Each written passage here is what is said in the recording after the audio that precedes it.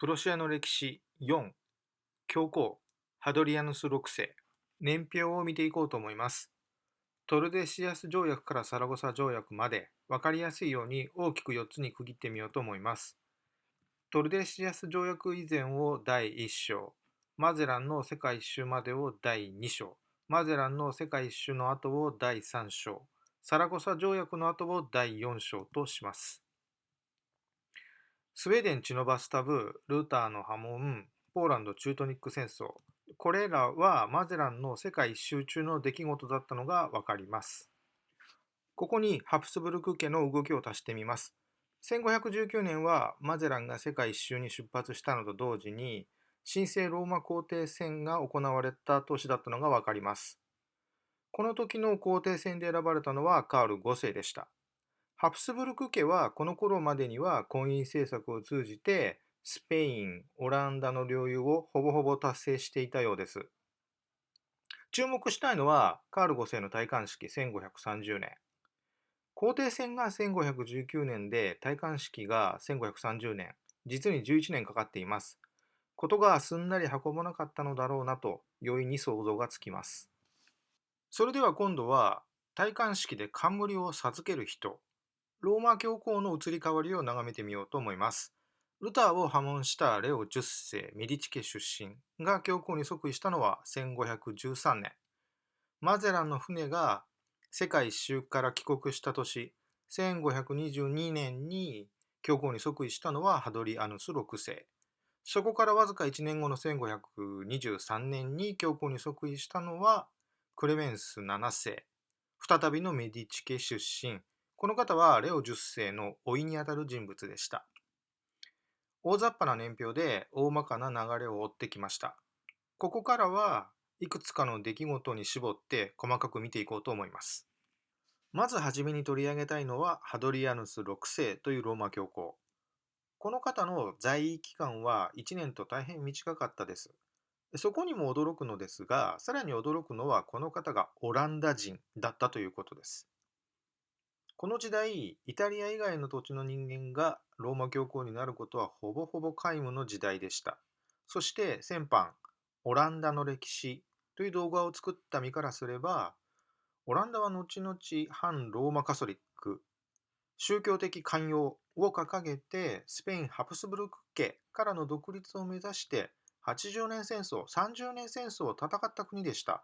そんな国からローマカソリックの教皇、これは一体どういうことだったんだろうと思います。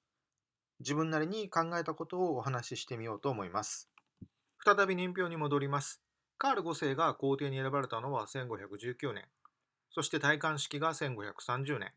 本来だったら皇帝戦1519年、1522年ハドリアヌス6世ローマ教皇即位。そこから2、3年後の1525年頃までに戴冠式というのが順当な流れだったように思われます。実際にあったのはローマ教皇の交代でした。何が言いたいのかといえば、第一には、アドリアヌス6世をローマ教皇にしたのはハプスブルク家ではなかったのかということです。そして、ハドリアヌス6世の次の教皇は、再びのメディチ家、レオ10世の甥にあたる人物でした。ハプスブルク家の専王を快く思わないメディチ家がローマ教皇の座を奪還した。これは半分の正解かもしれません。というのは、大航海時代が幕を開けた後のメディチ家に、そこまでの力はなかったように思えるからです。だったらどうやってですが、メディチ家同様、ハプスブルク家を快く思わない人間がいて、その人間がメディチ家と共同してこの交代劇を完成させたのではなかろうか。これが第二の疑問になります。ハドリアヌス6世をローマ教皇にしたのはハプスブルク家ではなかったのか、そう考えた理由をお話しします。ハドリアヌス6世はカール5世の家庭教師でした。そしてカール5世の家庭教師にハドリアヌス6世を指名したのはカール5世の祖父、マクシミリアン1世でした。ハプスブルク家に関係の深い人物がローマ教皇になったとしたら、カール5世が神聖ローマ皇帝に選ばれた場合、大きな障害なくローマ教皇から戴冠式を受けられるだろうと、マクシミリアン1世は考えたと想像するのです。事実、マクシミリアン1世自身は、ローマを含むイタリア北部の権力闘争のために随分と戴冠式に関しては苦労を強いられた過去がありました。オランダ人かつハプスブルク家に関係の深い人物、ハドリアヌス6世をローマ教皇に即位させたのは、カール5世の戴冠式をスムーズに実現させるためだった。そう思われるのです。加えて、オランダ出身の人間がローマ教皇であったなら、オランダにおけるプロテスタント拡大を抑えられます。オランダにおけるローマカソリックの権威基盤を安定させられます。そしてそのオランダ人がハプスブルク家に近い人物であったとするなら、ハプスブルク家はローマカソリックの権威のもとオランダ地方をより確実に、より安定的に管理できる、オランダの独立を封じ込められる、そう考えたのではないでしょうか。ハドリアヌス6世の在位期間が1年と短かったのは、ハプスブルク家の専横を快く思わない人物の謀略ではなかったのか。ここからは全くの想像のお話になります。謀略の第一候補は次の教皇クレメンス7世、メディチ家出身レオ10世の甥です。ただ、この頃のメディチ家にローマで教皇復活を単独で成し遂げるほどの力はなかったように思えます。だったらメディチ家に協力した人物、それは誰だったのか。候補は2人。1人はフランスのフランシス1世、もう1人はイングランドのヘンリー8世。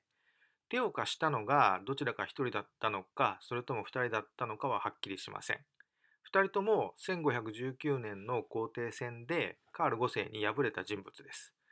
2人ともハプスブルク家の権力集中、ヨーロッパだけでなく新世界をも独占しようとしつつあるハプスブルク家の専横を苦々しい思いで眺めていたはずです。